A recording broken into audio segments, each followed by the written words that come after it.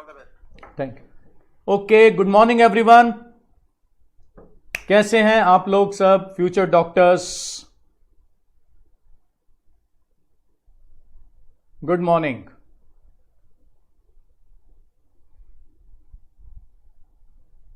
और आज हम शुरू करेंगे digestion and absorption. Today will start with digestion and absorption.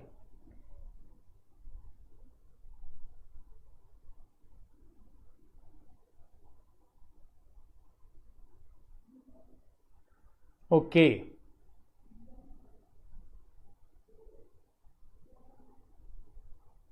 तो मेरे ख्याल से अब आप मुझे यह बताइए कि ये डाइजेशन होता क्या है? What is this digestion all about? Digestion क्या है? कौन कौन मुझे इस बात का जवाब दे रहा है? डाइजेशन क्या है?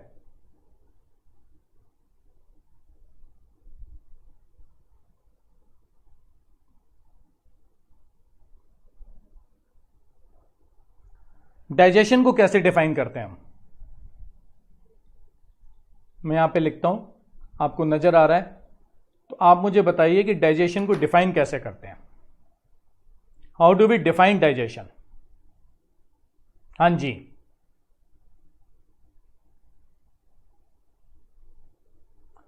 फटाफट अपने कमेंट्स में हमको लिख के भेजिए। 19 बच्चे मेरे सामने हैं।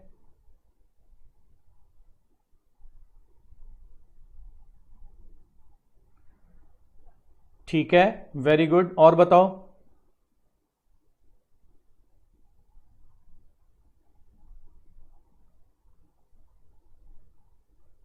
डाइजेशन को हम डिफाइन करते हैं ब्रेकिंग ऑफ। ब्रेकिंग ऑफ, सही कह रहे हो आप लोग। Breaking of large complex non diffusible particle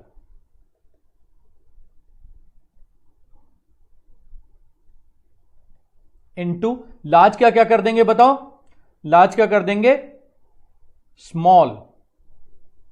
complex का क्या कर देंगे? सिंपल। और नॉन डिफ्यूजिबल का क्या कर देंगे? Diffusible particle. ठीक है, तो इसको हम कर देंगे लार्ज, ठीक है, complex non diffusible particle into small simple and diffusible particle. ठीक है, small simple and diffusible particle, इसमें चेंज कर देते हैं। क्लियर हो गया आपको?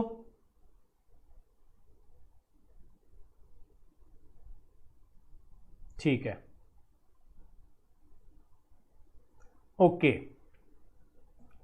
कोई और भी डेफिनेशन हो सकती है इसकी? कोई और भी डेफिनेशन है? ठीक है, आज अब आप सिर्फ देखिए कि मैं क्या लिख रहा हूं। Any other definition? फिर आपके कमेंट्स में बाद में लूंगा। पहले मैं सिर्फ पढ़ा देता हूं आपको। पहले हम सिर्फ इस पे लेक्चर पे फोकस करते हैं। Any other definition?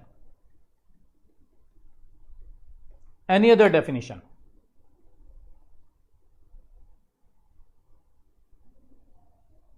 इस समय 35 स्टूडेंट्स मेरे सामने वॉचिंग है। कोई और डेफिनेशन आप बताएंगे मुझे? अच्छा, हम क्यों तोड़ना चाह रहे हैं इसे? हम large complex non diffusible particle को स्मॉल सिंपल और डिफ्यूजिबल पार्टिकल में तोड़ क्यों रहे हैं? चलो, कोई और डेफिनेशन जो होगी वो हम बाद में ले लेंगे। ठीक है, मैं साथ साथ आपके मैसेज देख रहा हूं, लेकिन अगर मैं मैसेज देखूंगा तो थोड़ा सा मेरा इस पे से ध्यान हटेगा। तो पहले मैं आपको पढ़ा देता हूं पूरा, और जब हम आज का लेक्चर पूरा कर देंगे तब हम इस पे से आपके कमेंट्स जो हैं वो एक साथ ले लेंगे। ठीक है, मैं देख रहा हूं आपके कमेंट्स। पहले आप मुझे बताइए, जो 35 बच्चे मेरे सामने बैठे हुए हैं, ठीक है, वो आप मुझे बताइए कि हम क्यों तोड़ना चाह रहे हैं? Large complex non diffusible particle को हम स्मॉल सिंपल डिफ्यूजिबल पार्टिकल में क्यों तोड़ना चाह रहे हैं? What do we want to break it?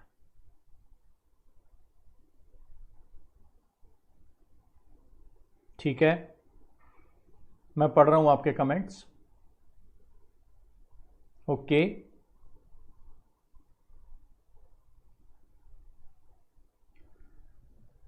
Y, लेकिन क्यों?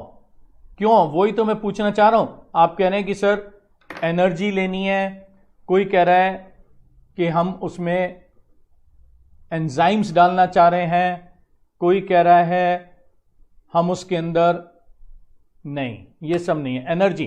अच्छा सबसे पहले मुझे बताओ कि क्या डाइजेशन से एनर्जी मिलती है?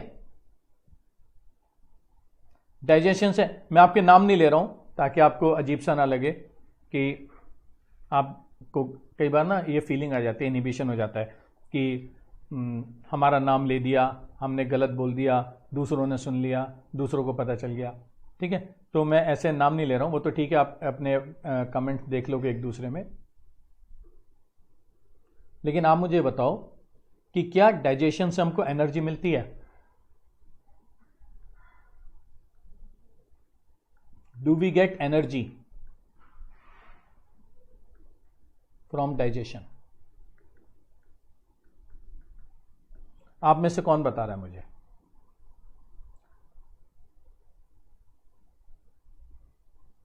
Do we get energy from digestion?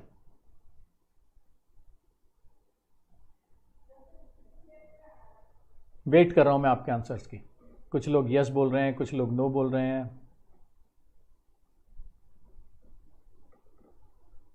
Wait कर रहा हूं मैं, I am still waiting.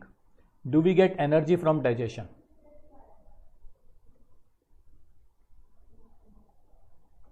No, we do not get energy from digestion. हमें डाइजेशन से एनर्जी नहीं मिलती। आंसर इज नो, नो, हमें डाइजेशन से एनर्जी नहीं मिलती। We do not get energy from digestion.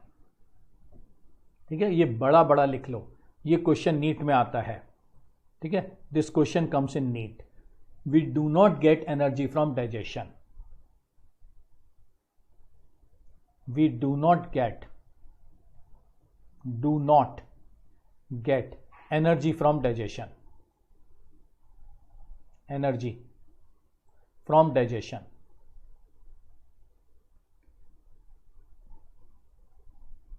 We do not get energy from digestion. ठीक है, हमें डाइजेशन से एनर्जी नहीं मिलती।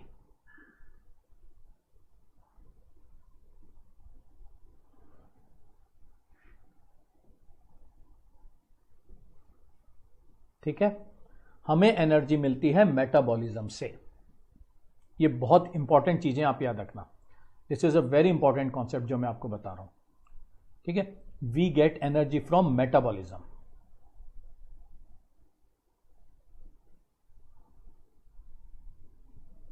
आज मैं आपके कमेंट्स कम लूंगा क्योंकि मैं ज़्यादातर अपने लेक्चर पे फोकस करूंगा, लेकिन धीरे धीरे लास्ट में आपके कमेंट्स ले लूंगा।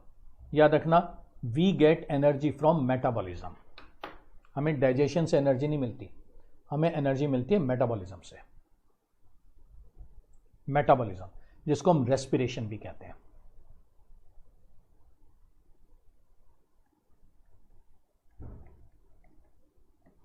It is also called respiration. इससे एनर्जी मिलती है हमको। We get energy from metabolism, we get energy from respiration. ठीक है, तो हमें डाइजेशन से एनर्जी नहीं मिलती, याद रखना। क्लियर है?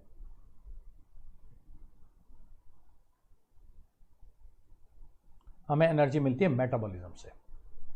तो पहला मेरा आपको क्वेश्चन था, पहला क्वेश्चन जो नीट में आ सकता है इससे, do we get energy from digestion? Answer is no, no. Answer is a big no. We do not get energy from digestion, we get energy from metabolism.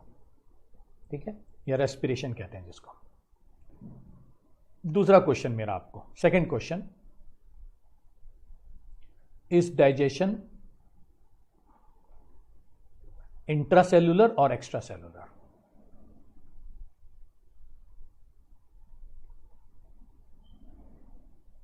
और एक्स्ट्रासेल्युलर। ठीक है, इज डाइजेशन इंट्रासेल्युलर और extracellular? Digestion क्या है, intracellular है कि extracellular है? Cell के अंदर चलता है डाइजेशन या सेल के बाहर चलता है डाइजेशन?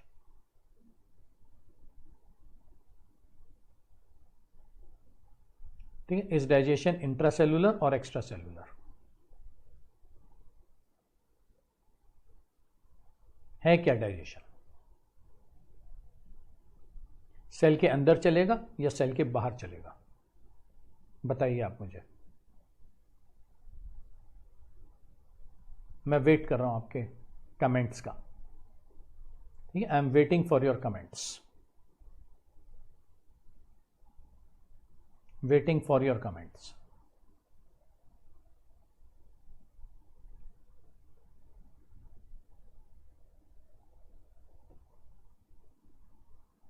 इज डाइजेशन इंट्रासेलुलर और extracellular? Digestion is extracellular. Answer इसका आएगा डाइजेशन इज एक्स्ट्रा सेलुलर। लिखो, डाइजेशन इज एक्स्ट्रा सेलुलर, ये लिखो, डाइजेशन एक्स्ट्रा सेलुलर होता है।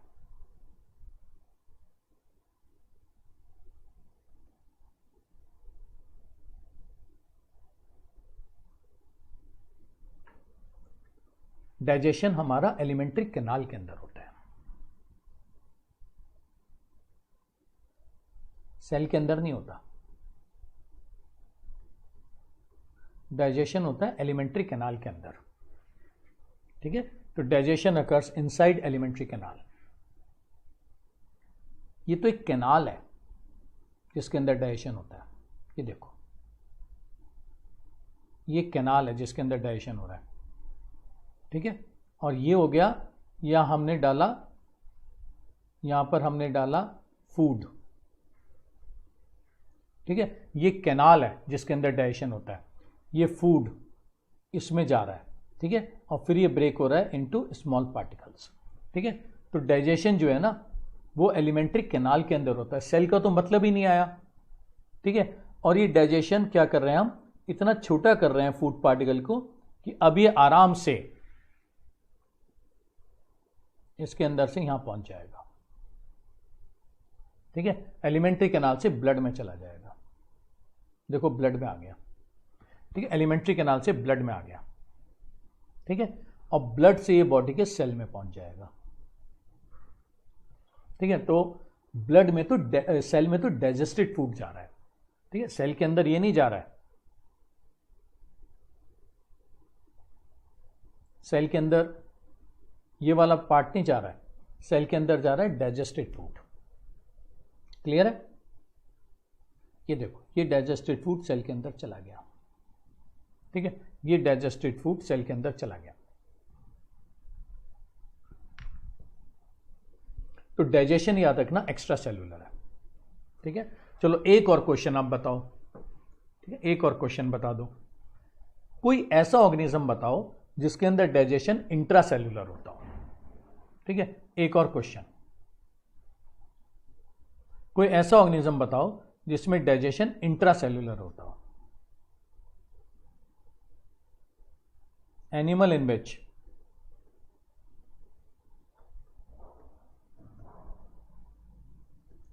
Digestion is intracellular. कोई ऐसा एनिमल बताओ जिसमें डाइजेशन इंट्रासेलुलर होता हो।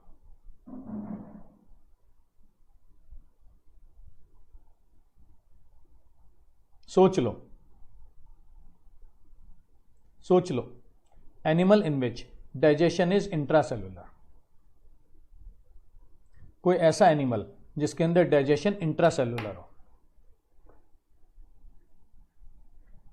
नेचुरली देखो, कोई भी ऐसा जानवर जो सिंगल सेल का बना हुआ है उसमें तो डाइजेशन सेल के अंदर ही होगा, है ना। मान लो आपने एग्जांपल अमीबा ले लिया, मान लो आपने एक एग्जांपल लिया अमीबा।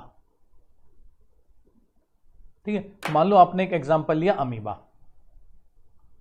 ठीक है, अब अमीबा तो है ही एक ही सेल, अमीबा तो एक ही सेल है ना, तो उसी के अंदर डाइजेशन होगा। जब अमीबा एक ही सेल है तो उसी में डाइजेशन होगा, तो दिस इज डाइजेशन, इसी के अंदर डाइजेशन होना है। वो सिंगल सेल है अमीबा, उसी में डाइजेशन होगा। अच्छा, कोई मल्टी सेलुलर एनिमल ऐसा बताओ, कोई मल्टीसेलुलर एनिमल मुझे ऐसा बताओ जिसमें डाइजेशन चलता हो। कोई मल्टीसेलुलर एनिमल मुझे ऐसा बताओ जिसमें कि डाइजेशन चलता हो। इन सेल के अंदर, मतलब यूनिसेलुलर अगर है, अमीबा है, पैरामीशियम है, प्लाज्मोडियम है, तो है ही एक ही सेल। अब जब वो है ही एक ही सेल तो डाइजेशन तो चलना ही इंट्रासेलुलर है। मजा तो तब है जब आप मुझे कोई ऐसा एग्जांपल बताओ जहां डाइजेशन, जहां एनिमल तो मल्टीसेलुलर है फिर भी डाइजेशन इंट्रासेलुलर है। ये एग्जांपल्स होते हैं पॉरीफेरा।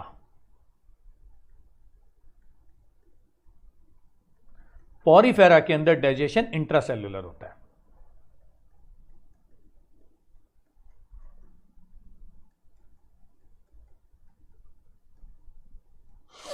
पॉरीफेरा के अंदर डाइजेशन इंट्रासेलुलर होता है, ठीक है। इन पॉरीफेरा डाइजेशन इज इंट्रासेलुलर। तो अमीबा और पॉरीफेरा, इनके अंदर डाइजेशन एक्स्ट्रासेलुलर नहीं होता, इंट्रासेलुलर होता है, ठीक। चलो अगला बताओ, नेक्स्ट आ जाओ। कोई ऐसा एनिमल बताओ जहां डाइजेशन एक्स्ट्रासेलुलर भी और इंट्रासेलुलर भी हो। कोई ऐसा एनिमल बताओ जहां डाइजेशन एक्स्ट्रासेलुलर भी हो और इंट्रासेलुलर भी हो। हां जी, any animal in which digestion is extracellular as well as intracellular. कोई भी एनिमल बताओ जहां डाइजेशन एक्स्ट्रा और इंट्रा दोनों हो। मिटा देता हूं मैं। नेम एन, क्वेश्चन लिखो, नेम एन एनिमल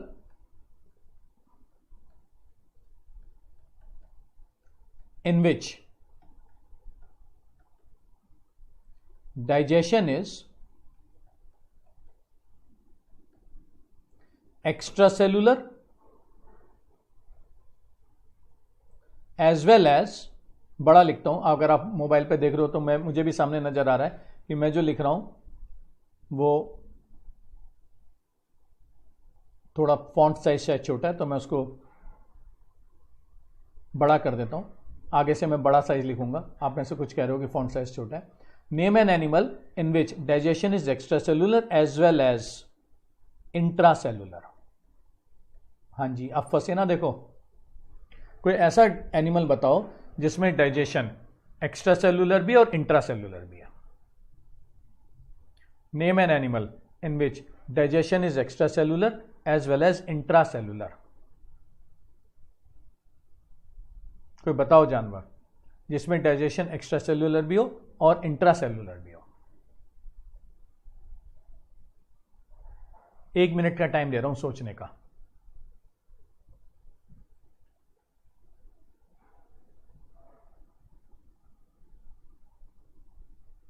एक मिनट का टाइम दे रहा हूं सोचने का।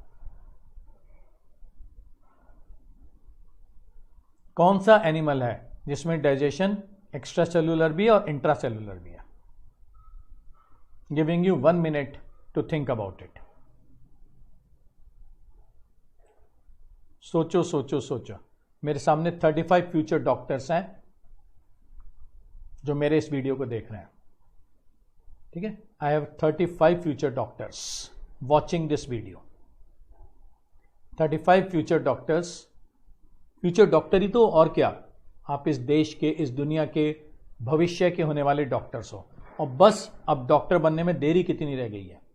खटाखट 6 महीने, नीट का एग्जाम और डॉक्टर।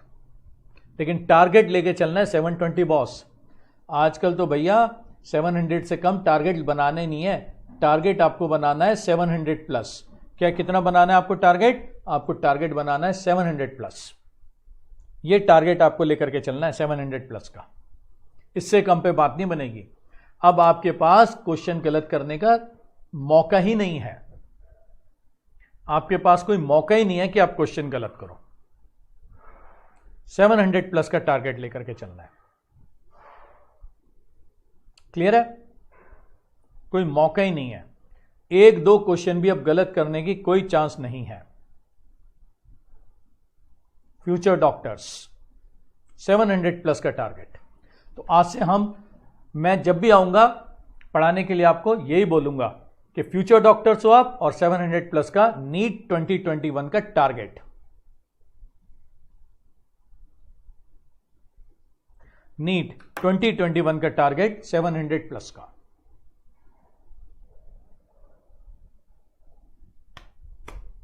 एग्रीड करोगे ना? 700 प्लस, अपना भी नाम, हम लोगों का भी नाम। Make your parents proud, make us proud. 700 plus. चलो ठीक है, ये तो हो गई। जरा मुझे इसका आंसर तो बता दो। Name an animal in which digestion is extracellular as well as intracellular. कोई इसका आंसर तो बताओ। इसका आंसर सही कह रहे हो, एक दो ने सही बोला है। इसका आंसर होता है सीलेंट्रेटा। क्या होता है इसका आंसर? इसका आंसर होता है सीलेंट्रेटा। Answer is Coelenterata.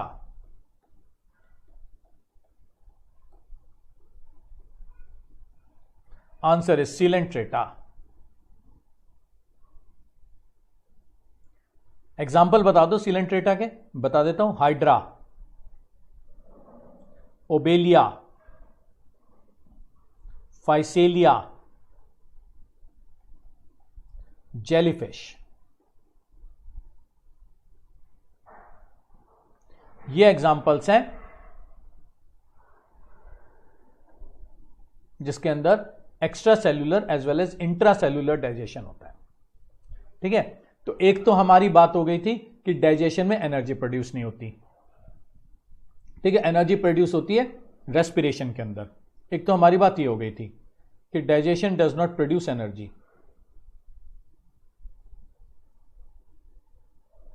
ठीक है, और दूसरी हमारी बात हो गई थी कि डाइजेशन जो है वो कुछ एक्सेप्शंस को छोड़ के बाकी जितने भी एनिमल्स हैं उनमें एक्स्ट्रा सेल्यूलर होता है।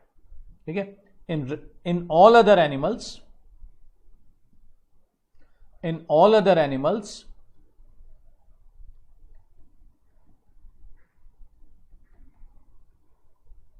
digestion is extracellular। बाकी सारे जानवरों में डाइजेशन एक्स्ट्रा सेल्यूलर होता है। ठीक है, और किसके अंदर? It occurs in alimentary canal.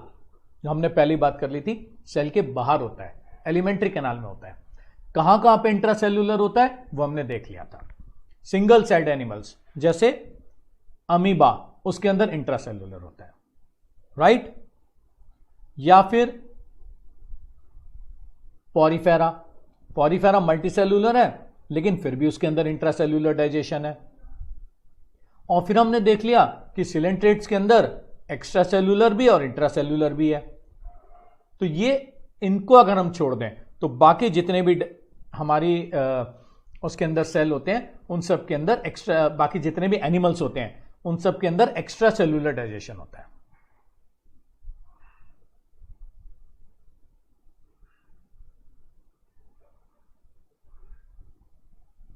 ठीक,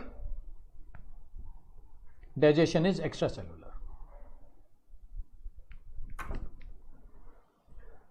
चलो ये भी ठीक हो गया। एक और बात बता दो, एक और बता दो डाइजेशन की। क्या डाइजेशन के अंदर एनर्जी, क्या डाइजेशन एरोबिक होता है कि एनारोबिक होता है? एक और क्वेश्चन बता दो, क्वेश्चन एक और बता दो। इज डाइजेशन एरोबिक और एनारोबिक? इज डाइजेशन एरोबिक और एनारोबिक? क्या डाइजेशन एरोबिक होता है या एनारोबिक होता है? एक और बात बता दो, फिर आगे चलेंगे। डाइजेशन को हम कैसे डिफाइन करते हैं? एरोबिक बोलते हैं उसको या एनारोबिक बोलते हैं उसको? एक बात और ये बता दो मुझे, बोलते क्या है इसे? क्या एरोबिक कंडीशन में होगा या एनारोबिक कंडीशन में होगा? फिर से मैं आपको 1 मिनट देखता हूं सोचने के लिए। ये सारे क्वेश्चंस हैं, बेसिक कॉन्सेप्ट तो ये हैं ही, पर साथ साथ में ये सारे क्वेश्चंस भी हैं।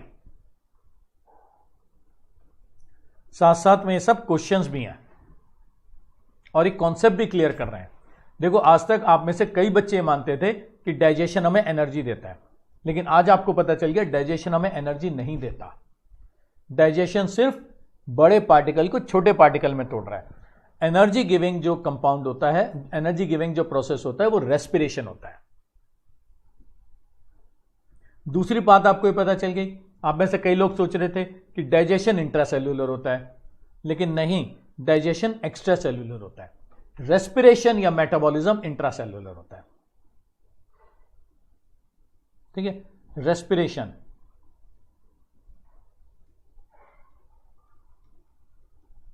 और मेटाबॉलिज्म ये इंट्रासेल्यूलर होता है।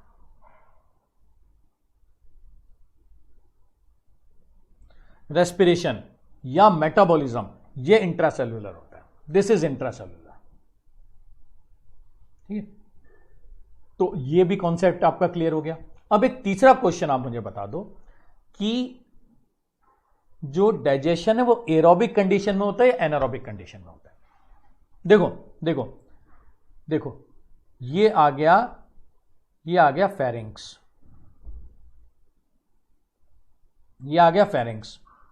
ठीक है, यहां आ गई एयर नोज से, ये तो एयर आ गई नाक से, और ये आ गया फूड बक्कल कैविटी से,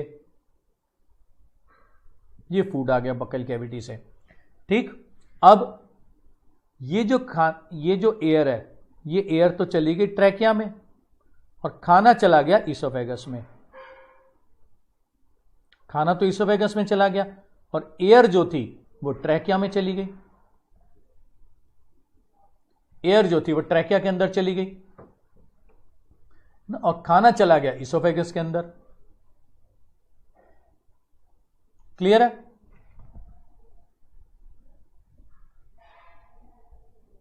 तो एयर तो गई नहीं ईसोफेगस में, और गई भी तो नाक के बराबर गई। तो डाइजेशन कैसी कंडीशन में चलेगा? एनारोबिक कंडीशन में। ठीक है, digestion will take place in anaerobic condition. ठीक है, डाइजेशन एनारोबिक कंडीशन में चलेगा।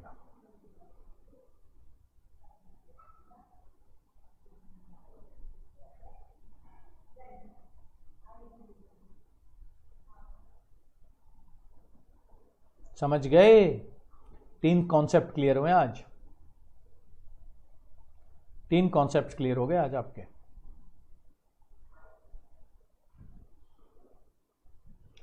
चलो एक और बात बताओ, एक और बात बताओ कि डाइजेशन को हमने डिफाइन किया था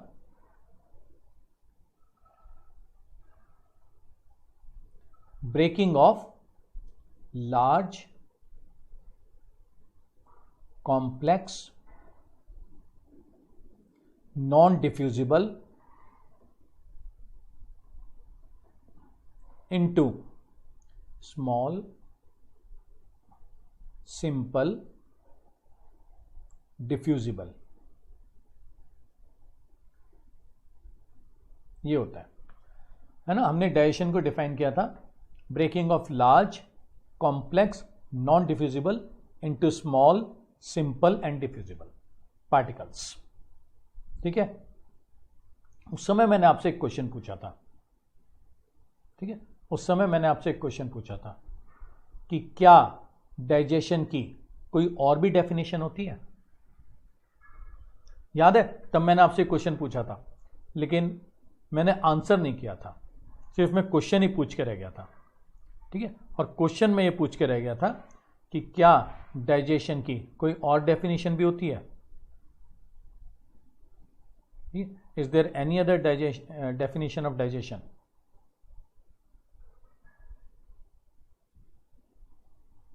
होती है। लार्ज कॉम्प्लेक्स पार्टिकल्स को हम नाम देते हैं, लार्ज कॉम्प्लेक्स पार्टिकल्स को हम नाम देते हैं मैक्रोमॉलिक्यूल्स। लार्ज कॉम्प्लेक्स पार्टिकल्स को हम नाम देते हैं मैक्रोमॉलिक्यूल्स, ठीक है, और स्मॉल सिंपल डिफ्यूजिबल पार्टिकल्स को हम नाम देते हैं माइक्रोमॉलिक्यूल्स।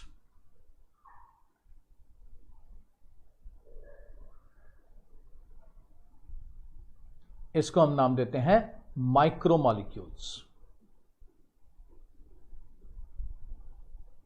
इसको हम नाम देते हैं माइक्रोमॉलिक्यूल्स,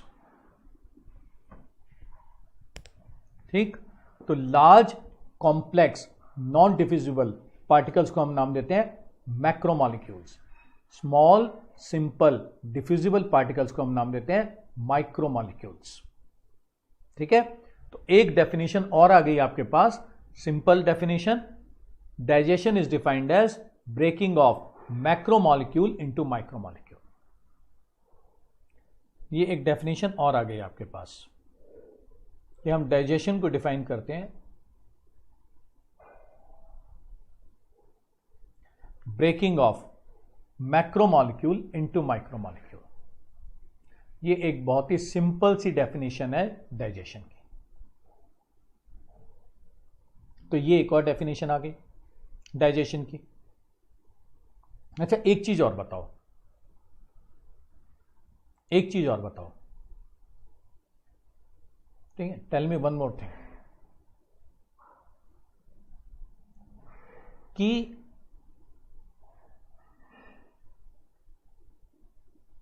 ठीक, एक चीज और बताओ कि ना ये जो डाइजेशन है,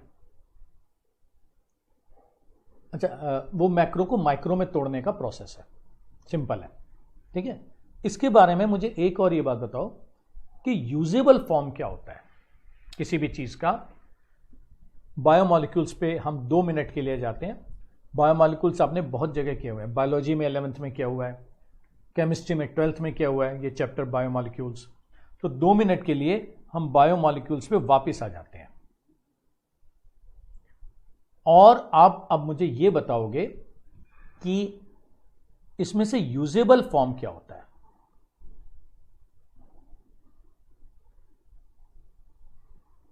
इसमें से यूजेबल फॉर्म क्या होता है, what is the usable form. Macromolecule usable form होता है या माइक्रोमॉलिक्यूल यूजेबल फॉर्म होता है, इन दोनों में से यूजेबल कौन सा होता है।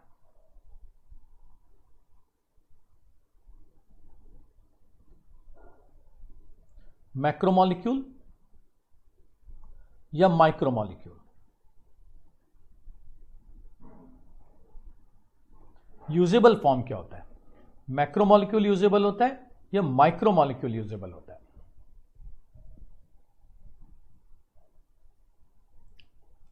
ठीक है, मान लो मेरे पास एक पेन है जिससे मैं लिख रहा हूं, ठीक है, ये जो एक पेन है दिस इज माइक्रोमॉलिक्यूल, ये माइक्रोमॉलिक्यूल है। मान लो मेरे पास 100 पेन है, ठीक है, ये मैक्रोमॉलिक्यूल है, ये मैक्रोमॉलिक्यूल होता है, ठीक है। तो जब एक पेन है मेरे पास, ये सिंगल पेन है, ये सिंगल पेन है, तो ये माइक्रोमॉलिक्यूल है। और मान लो मेरे पास 100 पेन्स हैं तो वो मैक्रोमॉलिक्यूल है। क्लियर है, यही तो होता है।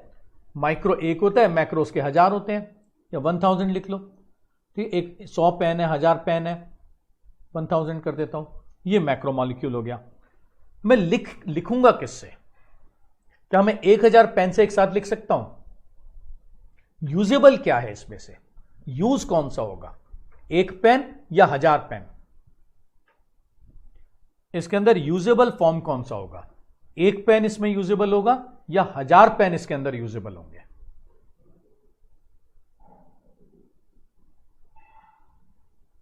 सोचो, सोच के आंसर दो,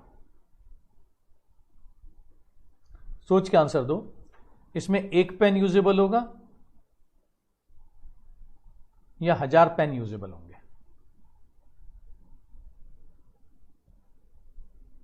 नेचुरली एक पेन यूजेबल होगा।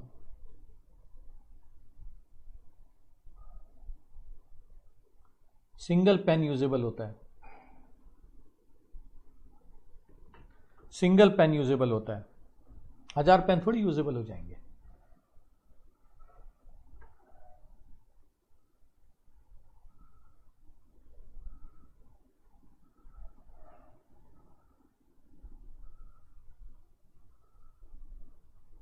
ठीक है, it is only 1 pen which is usable. वाह, जब हमने क्लास शुरू करी थी तब 23 वॉचिंग थे। उसके बाद जब हमने क्लास आगे बढ़ाई तो 35 वॉचिंग हो गए और इस समय 45 लाइव है, 45 वॉचिंग है इस समय, 45 लाइव आ रहा है। Thank you so much. ठीक है, और जो मैक्रो मॉलिक्यूल होते हैं, और जब आपके पास 1000 पेन है तो आप उसको नॉन यूजेबल कर दोगे, स्टोर्ड फॉर्म होगा, वो स्टोर्ड फॉर्म होगा। तो यूज इसमें से सिंगल पेन ही होता है। 1000 पेन का कलेक्शन आपके पास है, आप उसको स्टोर तो कर दोगे अपनी कबर्ड के अंदर, लेकिन 1000 पेन को निकाल के एक साथ यूज थोड़ी करोगे। ये फर्क होता है इसके अंदर, ये स्टोर्ड फॉर्म है। ठीक है, अच्छा एक बात और बताओ कि जब आप 1000 पेन आपके फादर ने आपको लाके दे दिए, ठीक है, 100 पेन दे दिए, 1000 पेन दे दिए, तो आप उनको ना अपनी ड्रॉयर में रखोगे, स्टोर करोगे, और जब यूज करना होगा तो एक निकाल लोगे।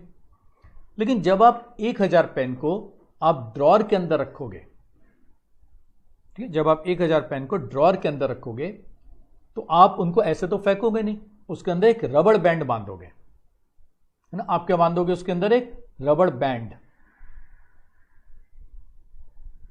बांधोगे आप उसके अंदर, है ना। आप उसके अंदर एक रबड़ बैंड बांधोगे। वाह, अब 46 हो गए हैं वॉचिंग।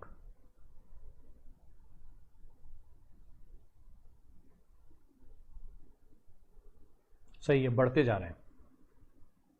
ठीक है, आप उसके अंदर एक रबड़ बैंड बांधोगे।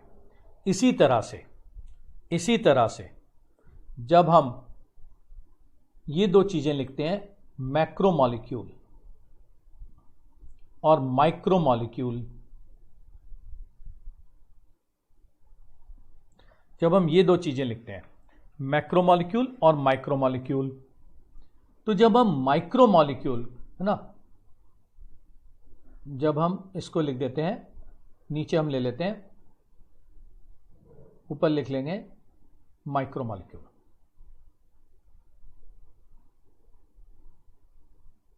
ठीक है, तो दोबारा लिखता हूं मैं। अगर एक पेन है आपके पास तो याद रखना वो यूजेबल है। ठीक है, और जब 1000 पेन होंगे तो वो स्टोर्ड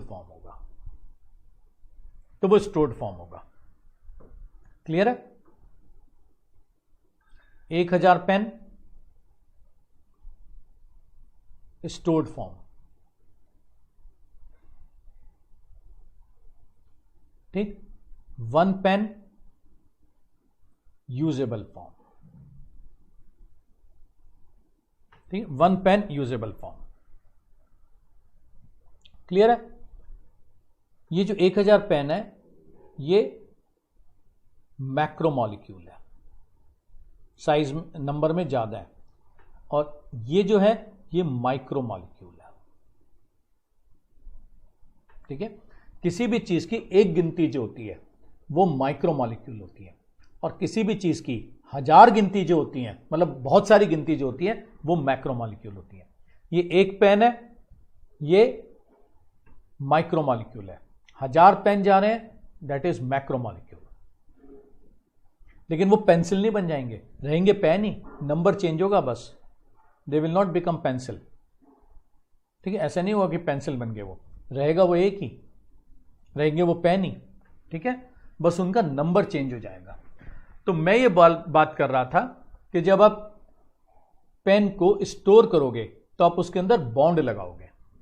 जब आप 1000 पेन को स्टोर करोगे तो आप उसके अंदर बॉन्ड लगाओगे। ठीक है, जब आप एक पेन को 1000 पेन की फॉर्म में स्टोर करोगे तो स्टोर करने के लिए आप उसके अंदर रबड़ बैंड लगाओगे। ठीक है, और जब उसके 1000 पेन में से आप एक पेन निकालना है तो आप उस बॉन्ड को ब्रेक करोगे, रबड़ बैंड को तोड़ोगे,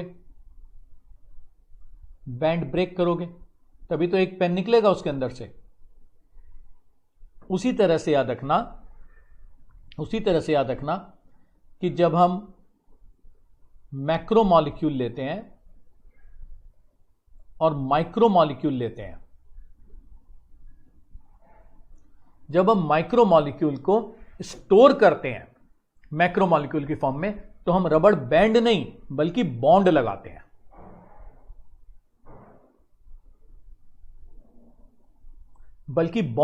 हैं। और जब उस मैक्रो, तो प्लांट्स ने ग्लूकोज बनाया, glucose is a micro molecule, ये माइक्रो मॉलिक्यूल है। जब हमने इसको मैक्रो में कन्वर्ट किया, मैक्रो मॉलिक्यूल में जब हमने इसे कन्वर्ट किया, जैसे स्टार्च है, तो हमने इसके अंदर के एक बॉन्ड लगा दिया, ग्लाइकोसिटिक बॉन्ड। ऐसे ही अमीनो एसिड है, ये माइक्रो मॉलिक्यूल है। जब हमने इसे प्रोटीन में कन्वर्ट किया तो हमने एक बॉन्ड लगा दिया, पेप्टाइड बॉन्ड। और जब भी हम मैक्रो को माइक्रो में तोड़ेंगे, डाइजेशन, ये डाइजेशन है, तो हम इस बॉन्ड को ब्रेक करेंगे।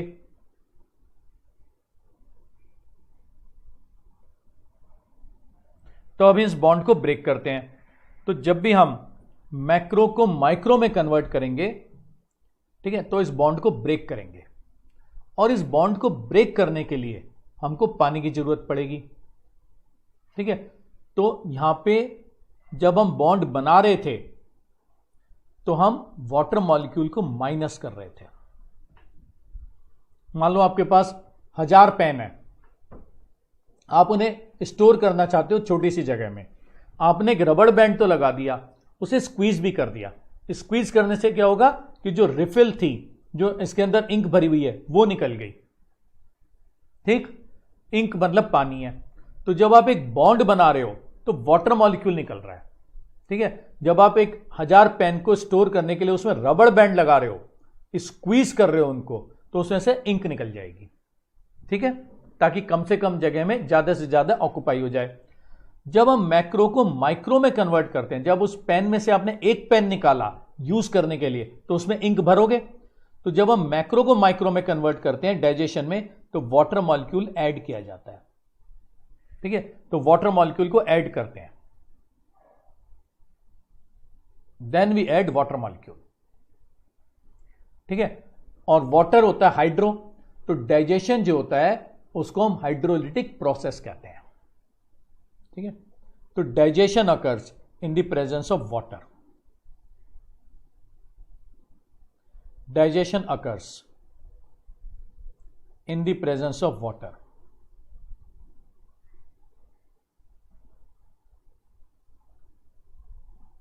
Digestion occurs in the presence of water, इसलिए डाइजेशन को हम हाइड्रोलिटिक प्रोसेस कहते हैं।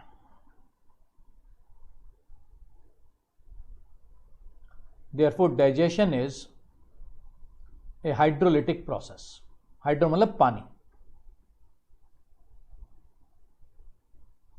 इसलिए डाइजेशन को हम हाइड्रोलिटिक प्रोसेस कहते हैं। आज आपको समझ में आया कि डाइजेशन को हम हाइड्रोलिसिस क्यों कहते हैं, डाइजेशन को हम हाइड्रोलिटिक प्रोसेस क्यों कहते हैं, ठीक है। डाइजेशन को हम हाइड्रोलिटिक प्रोसेस इसलिए कहते हैं क्योंकि जब हम डाइजेशन करते हैं तो हम मैक्रो मॉलिक्यूल को माइक्रो मॉलिक्यूल में कन्वर्ट करते हैं।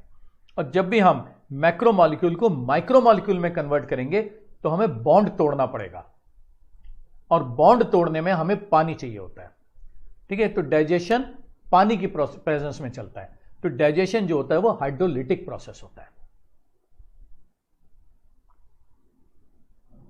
क्लियर हो गया। इसीलिए जो डाइजेस्टिव एंजाइम्स होते हैं, तो कहीं भी आप हाइड्रोलिसिस पढ़ो, इसका मतलब डाइजेशन हो रहा है। कहीं भी बायोलॉजी में अगर ये शब्द आप पढ़ोगे आगे आगे, जब हम है ना आगे चैप्टर पढ़ेंगे या आगे और अलग चैप्टर पढ़ेंगे, कहीं पे भी हाइड्रोलिसिस वर्ड आ रहा है, उसका मतलब डाइजेशन है वो, that means it is digestion.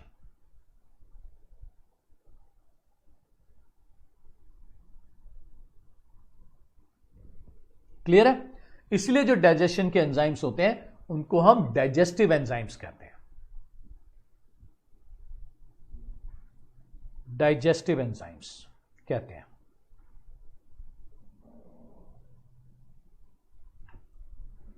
They are called digestive enzymes, को हम हाइड्रोलिटिक एंजाइम्स कहते हैं। हाइड्रोलिटिक एंजाइम्स, इसलिए डाइजेस्टिव एंजाइम्स को हम हाइड्रोलिटिक एंजाइम्स कहते हैं।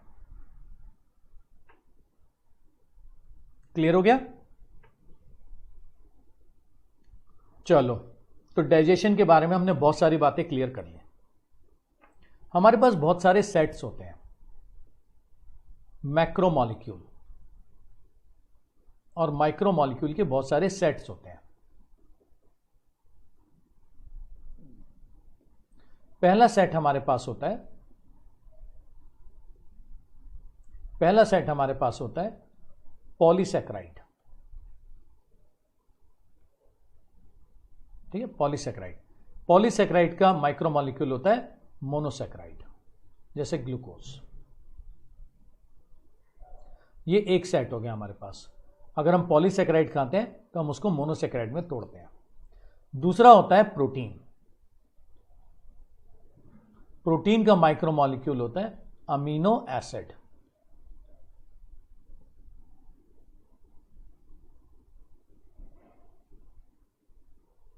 इसका माइक्रोमॉलिक्यूल होता है अमीनो एसिड। ठीक है, तो जब हम प्रोटीन खाते हैं तो हम उसे अमीनो एसिड में तोड़ते हैं। तीसरा होता है न्यूक्लिक एसिड। न्यूक्लिक एसिड का होता है न्यूक्लियोटाइड।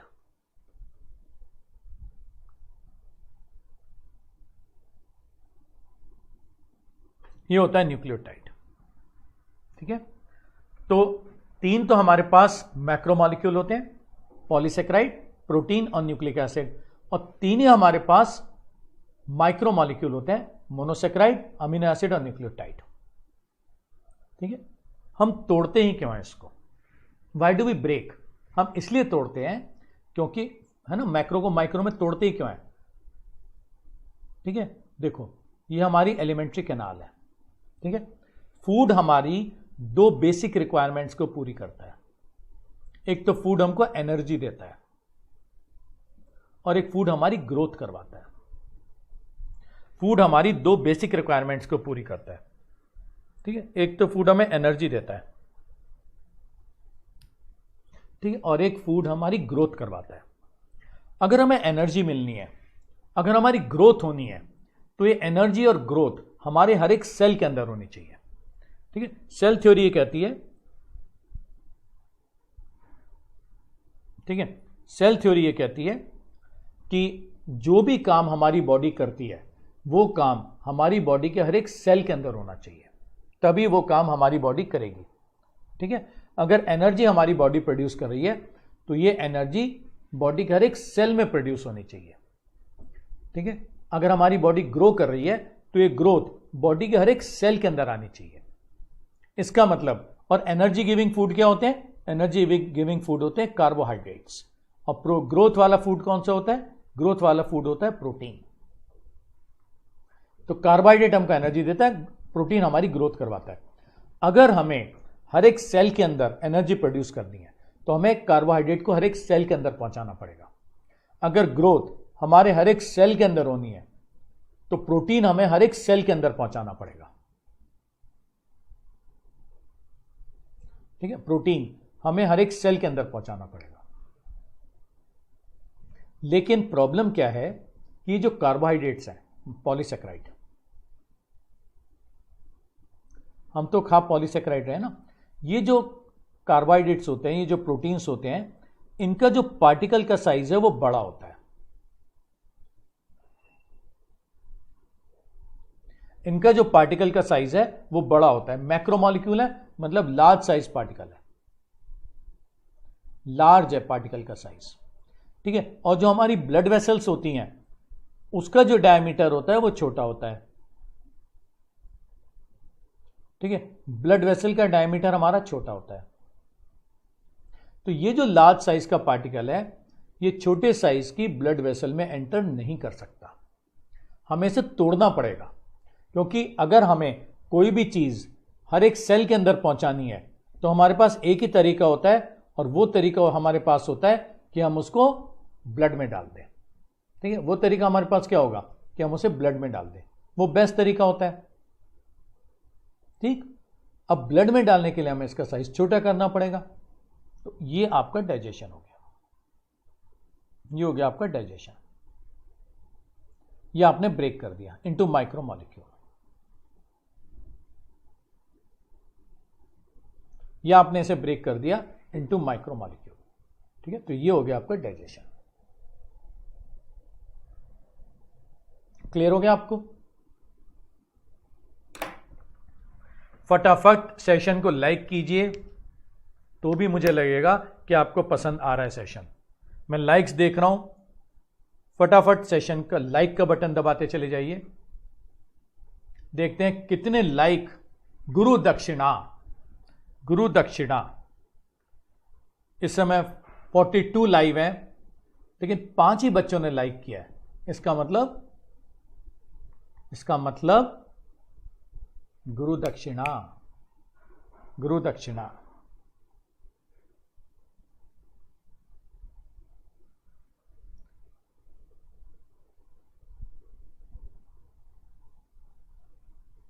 हाँ जी, लाइक्स के बटन नहीं दब रहे हैं अभी। वॉचिंग जितने हैं, चलो एक बार रिफ्रेश कर लेता हूं मैं भी। ठीक है, अरे वाह, फटाफट लाइक के बटन दबे। Thank you so much, thank you so much. अभी भी थोड़े से और बच्चे रह गए हैं क्या? एकदम लाइक दबा, अरे बाप रे, एकदम लाइक बढ़ते चले गए बोलते ही। Very good, very good. लेकिन थोड़ी गुरु दक्षिणा और बच्चे भी दे देंगे। सब बच्चों ने नहीं दी है, थोड़ी तो और दे दें ताकि समझ में आ जाए कि हाँ यार एकदम मस्त हो गए हो आप। Likes likes likes likes likes likes. आपके नीचे एक लाइक, आपके नीचे मतलब जहां पे आप देख रहे हो यूट्यूब, उसके नीचे एक लाइक है, थम्स अप, उसको दबाने की देरी है बस। यही हमारी आज की गुरु दक्षिणा है। चलो रिफ्रेश कर लेते हैं, देखते हैं और कितनों ने दबा दिया वो बटन। सही है यार, सही जा रहे हो। 43 इस समय लाइव चल रहे हैं, जिसमें से 25 बच्चों ने लाइक का बटन दबा दिया है। मस्त हो गया। चलो ठीक है भैया, बाकी 18 बच्चों से अब क्या बोले, जिद तो कर नहीं सकते, नहीं, उनकी अपनी अपनी श्रद्धा है।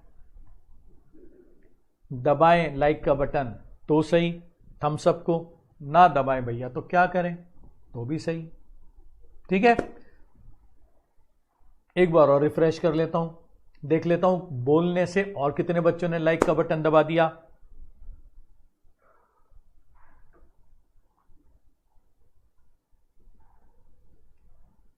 चलो सही हो गया, 28 पे पहुंच गए likes, very good.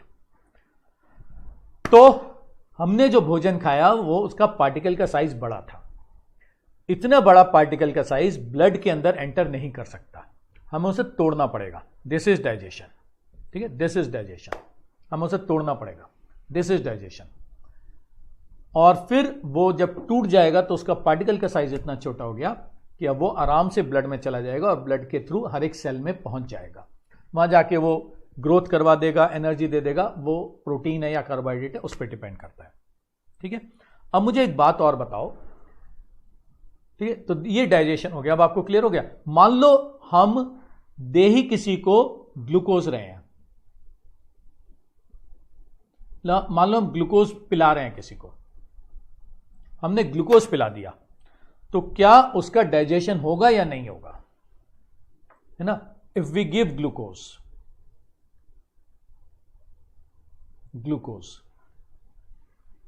To a person as food, हम उसे ग्लूकोज पिला दें, तो क्या ग्लूकोज का डाइजेशन होगा या नहीं होगा? मोनोसेक्राइड है, छोटा साइज है, माइक्रोमोलिक्यूल है। माइक्रोमोलिक्यूल आपको पता है साइज छोटा होता है। तो क्या अगर हम किसी को ग्लूकोज दे दें तो क्या उसका डाइजेशन होगा या नहीं होगा? बिल्कुल सही कह रहे हो, नहीं होगा, क्योंकि वो ऑलरेडी माइक्रो मॉलिक्यूल के फॉर्म में है। हमें तो सिर्फ मैक्रो को माइक्रो में तोड़ने का मतलब था डाइजेशन का, उसका डाइजेशन नहीं होगा। बिल्कुल सही कह रहे हो, ठीक है। तो अगर किसी आदमी को एनर्जी की जरूरत है, मान लो वो फुटबॉल खेल लिया है, उसमें उसकी एनर्जी लग गई बहुत सारी, उस बेचारे के पास एनर्जी खत्म हो गई, तो क्या आप उसे चावल खिलाओगे कि ग्लूकोज पिलाओगे? आप उसे ग्लूकोज पिलाओगे, क्योंकि चावल एक पॉलीसेकेराइड है, ग्लूकोज एक मोनोसेकेराइड है। चावल से मोनोसेकेराइड बनने का जो प्रोसेस होगा उसको आपने बाईपास कर दिया, सीधा आपने माइक्रोमॉलिक्यूल ही दे दिया उसको, यूजेबल फॉर्म। कोई आदमी बहुत दिनों से बीमार है, 4-5 दिन से आपके पास आ गया, आप डॉक्टर हो, मुझे पता है आप सब डॉक्टर बनोगे। इस समय 42 लाइव हैं और मुझे पता है ये 42 के 42 इस देश के और इस दुनिया के बेस्ट डॉक्टर्स हैं। आज से मैं आपको स्टूडेंट्स नहीं बोलूंगा, मैंने आपको शुरू में बोल दिया था, आज से मैं आपको फ्यूचर डॉक्टर्स बोलूंगा, ठीक है। तो ये सारे के सारे फ्यूचर डॉक्टर्स हैं हमारे देश के, ठीक है। तो अगर आपके पास, आप डॉक्टर हो, एक ऐसा मरीज आ गया जिसने 4-5 दिन से खाना ही नहीं खाया है, तो आप उसे ग्लूकोज दोगे? ये तो हमने बता दिया, क्योंकि आपने डाइजेशन के प्रोसेस को बाईपास कर दिया। अब आप क्या करो, एलिमेंट्री कैनाल को भी बाईपास कर दो, एलिमेंट्री कैनाल को भी बाईपास कर दो, ग्लूकोज को सीधा ब्लड में डाल दो, एलिमेंट्री कैनाल को भी बाईपास कर दो, ग्लूकोज को सीधा ब्लड में ही डाल दो। ब्लड से सेल और सेल से एनर्जी। क्लियर हो गया? ठीक है, ब्लड से सेल और सेल से एनर्जी। तो ये हो गए आपके मॉलिक्यूल्स का चक्कर। अब हम देखते हैं न्यूट्रिशन के बेसिस पर, न्यूट्रिशन के बेसिस पर हम ऑर्गेनिजम्स को 2 पार्ट्स में डिवाइड करते हैं। क्या क्या 2 पार्ट्स हैं? ऑटोट्रॉफिक और हेटरोट्रॉफिक। न्यूट्रिशन के बेस पर हम ऑर्गेनिजम्स को 2 पार्ट्स में डिवाइड करते हैं, ऑटोट्रॉफिक और हेटरोट्रॉफिक, ठीक है। ऑटोट्रॉफिक क्या है, हेटरोट्रॉफिक क्या है? 2 पार्ट्स में डिवाइड करते हैं, ऑटोट्रॉफिक और हेटरोट्रॉफिक। ऑटोट्रॉफिक जो अपना खाना खुद बनाए, ठीक है, सिंथेसाइज देयर ओन फूड।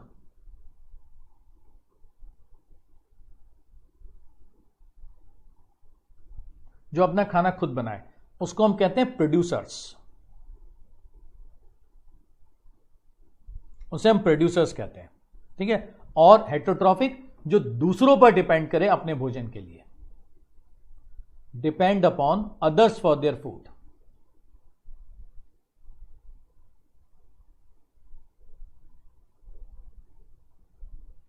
जो दूसरों पर डिपेंड करे अपने भोजन के लिए, ठीक है, इसको हम कंज्यूमर्स भी कहते हैं।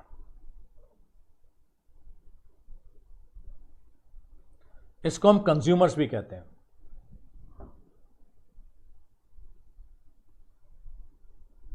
ठीक है। It is also called consumers, इसे हम कंज्यूमर्स भी कहते हैं। अच्छा ऐसा बताओ जो ऑटोट्रॉफिक भी और हेटरोट्रॉफिक भी हो, ठीक है, वो होता है मिक्सोट्रॉफिक। ये होता है मिक्सोट्रॉफिक, ठीक है। ऑटोट्रॉफिक भी और हेटरोट्रॉफिक भी हो, दिस इज मिक्सोट्रॉफिक।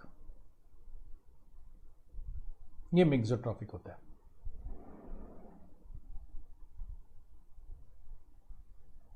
और इसका एग्जाम्पल आपको मिलेगा यूग्लिना, इसका एग्जाम्पल आपको मिलता है यूग्लिना। मिक्सोट्रॉफिक का एग्जाम्पल यूग्लिना होता है। यूग्लिना जो होता है वो नॉर्मली ऑटोट्रॉफिक होता है, ठीक है। यूग्लिना नॉर्मली इज ऑटोट्रॉफिक, है ना, क्योंकि इसके अंदर क्लोरोप्लास्ट होता है। लेकिन अगर हम इसको डार्क में रख दें, अंधेरे में रख दें लंबे समय के लिए, तो ये अपना क्लोरोप्लास्ट खो देता है और फिर ये हेटरोट्रॉफिक बन जाता है, देन इट बिकम्स हेटरोट्रॉफिक, ठीक, then it becomes heterotrophic. Clear हो गया? ये यूग्लिना होता है, ये कनेक्टिंग लिंक होता है बिटवीन प्लांट्स एंड एनिमल्स, आपको पता ही है। चलो, कंज्यूमर्स 3 तरह के होते हैं, कंज्यूमर्स आर ऑफ 3 टाइप्स। ठीक है, कंज्यूमर्स 3 तरह के होते हैं।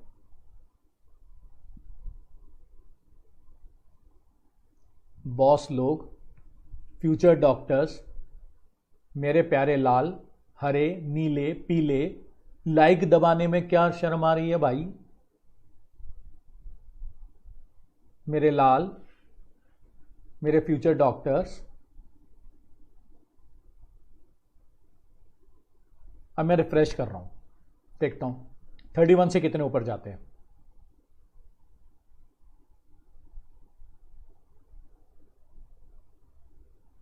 ठीक है, चलो 41 वाचिंग आ गए। ठीक, अब depend upon others for food, जो दूसरों पर डिपेंड करे अपने खाने के लिए। ठीक है, प्राइमरी कंज्यूमर्स, प्राइमरी कंज्यूमर्स। अच्छा, एक बच्चे ने ना अपना मन बदल लिया, लाइक दबा के लाइक हटा दिया। ठीक है, प्राइमरी कंज्यूमर्स जो डिपेंड करते हैं प्लांट्स पर फॉर देयर फूड, इनको हम हर्बीवोर्स कहते हैं, इनको हम हर्बीवोर्स कहते हैं। ठीक है, depend upon plants for their food. फिर आते हैं सेकेंडरी, जैसे गाय भैंस है ना, काउ बफेलो। फिर आते हैं सेकेंडरी कंज्यूमर्स जो दूसरे एनिमल्स पे डिपेंड करते हैं अपने खाने के लिए, इनको हम कार्निवोर्स कहते हैं। ठीक है, दे आर कॉल्ड कार्निवोर्स। और फिर तीसरे आते हैं टर्शियरी कंज्यूमर्स,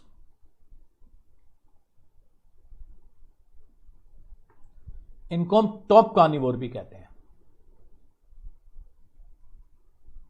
इनको हम टॉप कार्निवोर भी कहते हैं।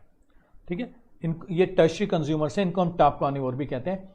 इसमें ना शेर एग्जांपल आया हुआ है, शेर आया हुआ है। ठीक है, वल्चर भी एक बार एग्जांपल आया था। तो आपको एक्चुअली जो भी ऑप्शंस आ रहे हैं उसकी एक फूड चेन बनानी पड़ेगी, और उस फूड चेन को बना करके फिर आप देखोगे कि एग्जैक्टली क्या आंसर बनेगा। ठीक है, मैन भी आ जाता है कई बार। अच्छा, अगर हम एक पिरामिड बनाए फूड चेन का, अगर हम एक पिरामिड बनाए फूड चेन का,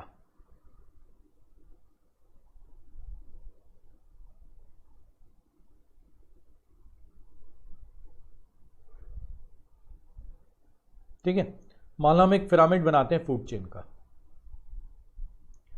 चलो बनाओ।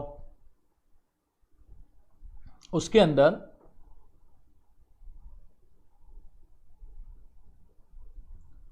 बेस के ऊपर कौन होंगे बता दो, प्रोड्यूसर्स।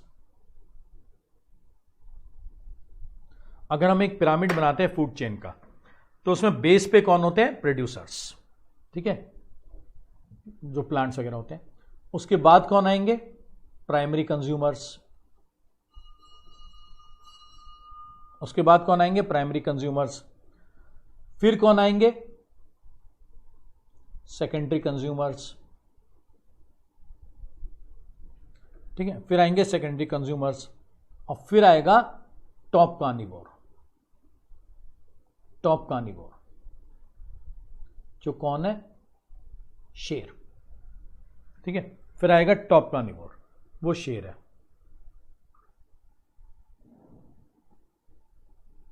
ठीक है, that is lion, top carnivore.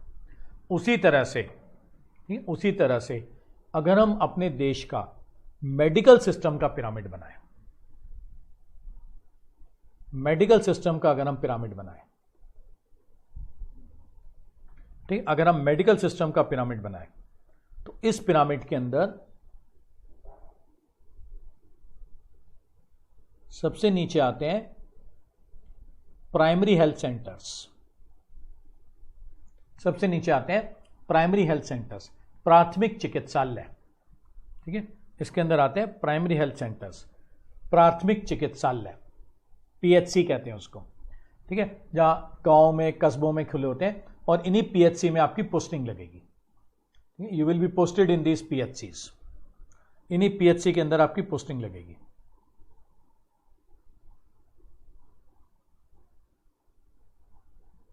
ठीक,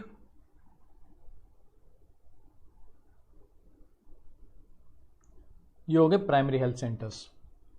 सबसे पहले केस यहीं पे जाता है। अगर केस यहां से ठीक नहीं हुआ, अगर केस यहां से ठीक नहीं हुआ तो केस फिर डिस्ट्रिक्ट हॉस्पिटल जाता है।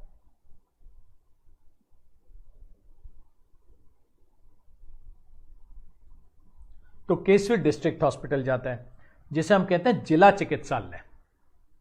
ठीक है, केस फिर डिस्ट्रिक्ट हॉस्पिटल जाता है, उसको हम कहते हैं जिला चिकित्सालय। अगर वहां भी ठीक नहीं हुआ तो केस फिर उस राज्य का जो और बड़ा हॉस्पिटल है ना, big hospital of state, big hospital पे जाता है। और अगर केस वहां पे भी ठीक नहीं होता है, मतलब पूरी इंडिया में कहीं कोई केस ठीक नहीं हो रहा है, तो फिर वो रेफर होकर के एक ही जगह आता है।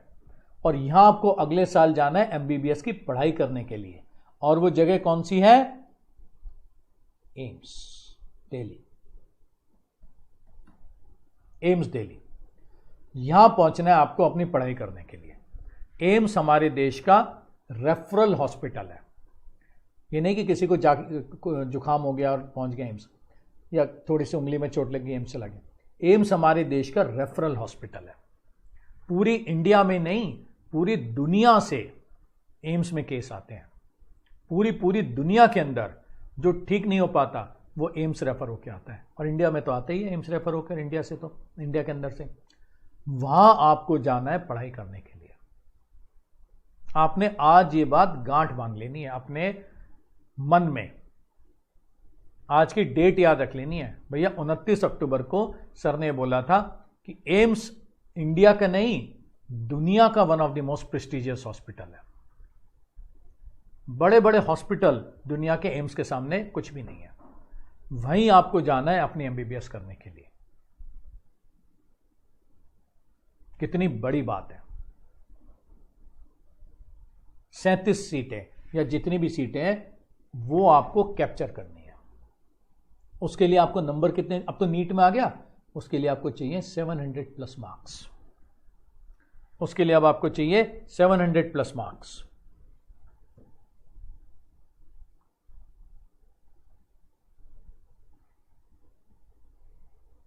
ठीक है, एम्स दिल्ली में पहुंचना है। तो फटाफट इस बात पे सेशन को लाइक कर दो जरा, फटाफट सेशन को लाइक करो। और अब आप आ जाओ अदर मोड्स ऑफ न्यूट्रिशन पर। Now you come to other modes of nutrition. चलो और बता दो अदर मोड्स ऑफ न्यूट्रिशन। इससे पहले कि हम एलिमेंट्री कैनाल शुरू करें, कुछ और मोड्स ऑफ न्यूट्रिशन बता दो। ऑमनीवोरस, ऑमनीवोरस, ठीक है, जो हर तरह का भोजन खाए, which can feed on any type of food.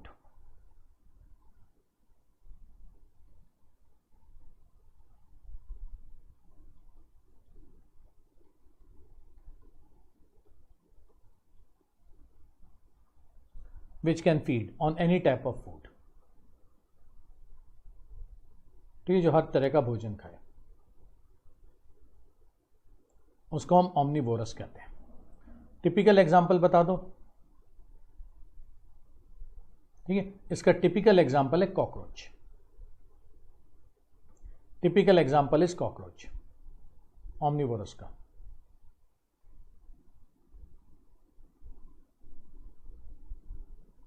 ठीक है, टिपिकल एग्जांपल इज कॉकरोच।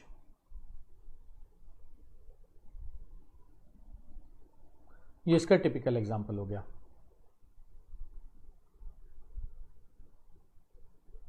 ठीक, और कॉकरोच के अंदर और ऑमनीवोर्स हैं, तो ऑमनीवोर्स में हर तरह के न्यूट्रिशन के लिए हर तरह के एंजाइम्स होंगे। तो ऑमनीवोर्स में याद रखना मैक्सिमम नंबर ऑफ एंजाइम्स।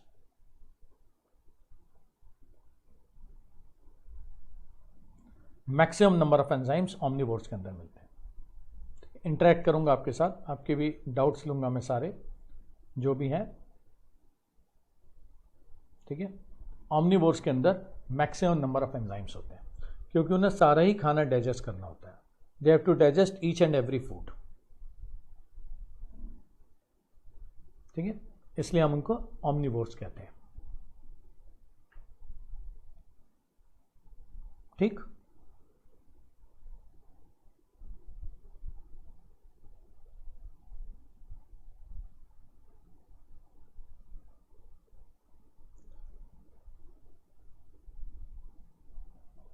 चलो सेंग्विवोर्स क्या होते हैं?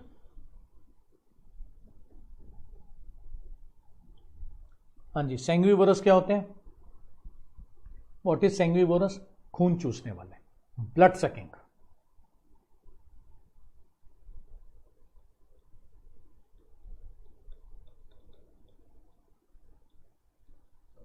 ब्लड सकिंग, ठीक है, ब्लड सकिंग जैसे लीच, जैसे वैम्पायर बैट, ठीक है, जैसे लीच हो गए, वैम्पायर बैट हो गई, जैसे फीमेल मॉस्किटोज हो गई।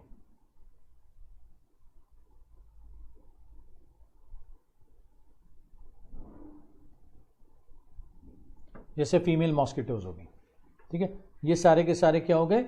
ब्लड सकिंग एनिमल्स हो गए। लीच हो गए, वैम्पायर बैट्स हो गई, फीमेल मॉस्किटोज हो गई।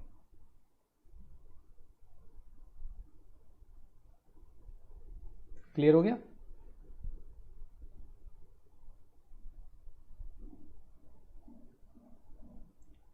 तो अब इनके अंदर तो जो ये ब्लड ले रही हैं, उस ब्लड के अंदर तो सिर्फ डाइजेस्टेड फूड है, तो एंजाइम्स को इनकी जरूरत ही नहीं है। भाई कोई आदमी, कोई जानवर अगर ब्लड ही सक कर रहा है तो ब्लड में तो डाइजेस्टेड फूड ही चला गया था ना, तो इनको तो कोई जरूरत ही नहीं है उसकी। तो इसके अंदर आपको मिलेंगे मिनिमम नंबर ऑफ एंजाइम्स। तो मिनिमम नंबर ऑफ एंजाइम्स किसके अंदर मिलते हैं? मिनिमम नंबर ऑफ एंजाइम्स मिलते हैं आपको सेंग्विवोरस एनिमल्स के अंदर, ठीक है, ये आपको मिलते हैं सेंग्विवोरस एनिमल्स के अंदर, minimum number of enzymes. Clear हो गया? ना के बराबरी होते हैं क्योंकि ऑलरेडी डाइजेस्टेड फूड है ब्लड के अंदर, लेकिन इसके अंदर ना एक ट्रिप्सिन होता है।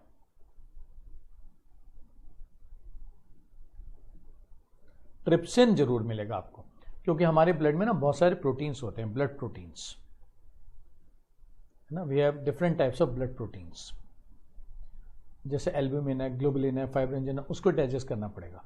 तो trypsin is the only enzyme in sanguivores.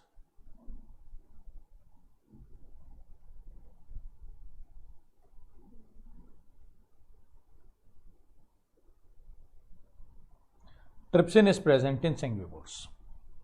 Trypsin याद रखना यूनिवर्सल एंजाइम होता है, कोई भी ऐसा एनिमल नहीं है जिसमें ट्रिप्सिन ना हो।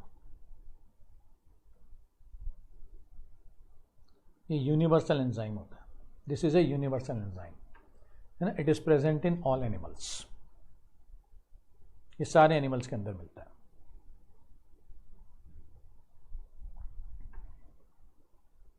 ठीक है, और बता दो, frugivorous,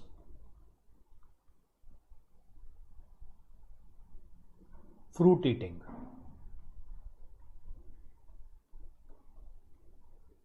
fruit eating, that is frugivorous, ठीक है, फ्रूट ईटिंग, जैसे पैरेट,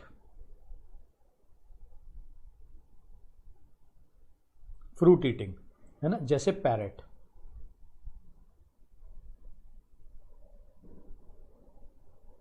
जैसे पैरेट है,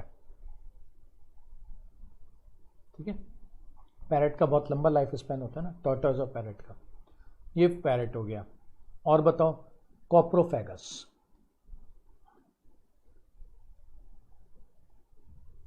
ठीक है, आज मैं आपके कमेंट्स नहीं देख पा रहा हूँ, मुझे लग रहा था कि शायद आने शुरू हो जाएंगे, लेकिन मेरे शायद नेटवर्क में कोई प्रॉब्लम आ रही है, कोई टेक्निकल इश्यूज आ रहा है, ठीक है, तो मैं ये सोचा था कि बाद में आप सबके कमेंट्स एक साथ देख लूँगा, लेकिन कुछ टेक्निकल इश्यूज आ रहे हैं जिसकी वजह से मैं कमेंट नहीं देख पा रहा हूँ, ठीक है, तो मैं एक बार आपके सारे कमेंट्स मंगवा के और फिर आपको नेक्स्ट टाइम से इस टेक्निकल इश्यूज़ को मैं रिजॉल्व कर दूंगा, ठीक है। I am watching it on my mobile, आप देख रहे हो मेरे हाथ में मोबाइल है, इसमें मैं देख रहा हूँ, I am trying to see your comments, लेकिन इसमें प्रॉब्लम ये आ रही है कि जब मैं नीचे स्क्रॉल डाउन कर रहा हूँ तो फिर उसके अंदर कमेंट्स नज़र नहीं आ रहे हैं, ठीक है, बाकी ये मुझे सब दिख रहा है कि कितने वॉचिंग हैं, कितने लाइक्स आ गए हैं और कितने डिसलाइक भी आ गए हैं। आप में से कईयों ने लाइक करने के चक्कर में एक दो लोगों ने डिसलाइक का बटन दबा दिया है। दोनों बटन साथ साथ है, ठीक है, पहले लाइक है फिर डिसलाइक है, वहां दबाने के बजाय यहां दब गया आपसे, तो लो हो गया सारा उल्टा खेल, सारा खेल ही उल्टा हो गया। उधर दबाना था जो थम्स अप था, आपने एक दो ने नीचे दबा दिया। हे भगवान, चलो जो भी है, अब जैसा भी है ऊपर वाले को थैंक यू बोलूं कि भैया ऐसे बच्चे फ्यूचर डॉक्टर्स मिल गए जिन्होंने इधर दबाने के बजाय इधर दबा दिया, तो जो लाइक बनना था वो हो गया बेकार, कबाड़ा। कोप्रोफेगस फीड्स ऑन फीकल मैटर, जो फीकल मैटर को खाए, ठीक है। Example pig, example pig. अच्छा सुनो, ऑटोकोप्रोफेगस, तो इसलिए ये नाराज मत होना कि मैं आपके कमेंट्स का जवाब नहीं दे रहा हूं। भाई मोबाइल हाथ में, कमेंट ही नहीं दिख रहे, कुछ टेक्निकल प्रॉब्लम आ रही है, अगली बार रिजॉल्व कर दूंगा उसे। इस बार के अगली बार के सारे कमेंट्स फिर एक साथ चलेंगे। Autocoprophagous feeds on own faecal matter, own faecal matter. Auto, rabbit, rabbit. चलो और बता दो, कैनाबैलिज्म,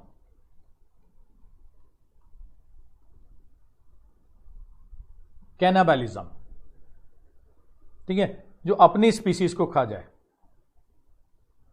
विच feeds on its own species.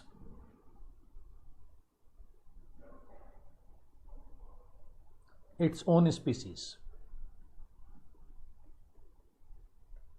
ठीक है। एग्जाम्पल, सांप सांप को खा जाता है ना।